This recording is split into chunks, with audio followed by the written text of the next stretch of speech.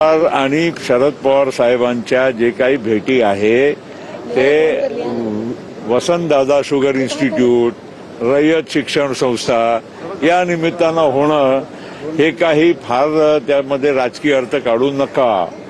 एक घरगुती कार्यक्रम होता, त्यामध्ये त्यांना भेटणं तो एक वेगळाच विषय आहे। राजकीय जो आमचा विषय आहे त्यामध्ये मी स्पष्ट करू इच्छितो की राष्ट्रवादी काँग्रेस पक्ष आणि इतर कुठल्याही पक्षामध्ये युती होण्याचा कुठेही प्रश्न निर्माण होत नाही। शरद पवार पक्षातले बजरंग सोनवणे यांचे काही कार्यकर्ते आज आपल्या पक्षामध्ये पक्षप्रवेश करणार आहेत। नक्कीच महाराष्ट्रामध्ये आज राष्ट्रवादी काँग्रेस पक्षाकडे अनेक नेते येऊ इच्छितात आणि आज काही लोकांचा प्रवेश आहे। मागेही काही दिवसापूर्वी नांदेडचे अनेक नेत्यांचा प्रवेश झाला।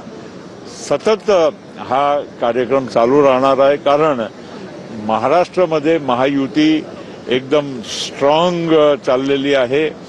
देवेंद्रजीच्या नेतृत्वामध्ये अजितदादा, एकनाथजी सगळ्यांच्या मध्ये एक चांगला एकमेकांच्या बरोबर काम करण्याची तयारी आहे आणि इतर पक्षामध्ये लोकांचा आता म्हणजे ते समजलेलं आहे की पुढच्या राजकारण कोणत्या दिशेने चाललं आहे।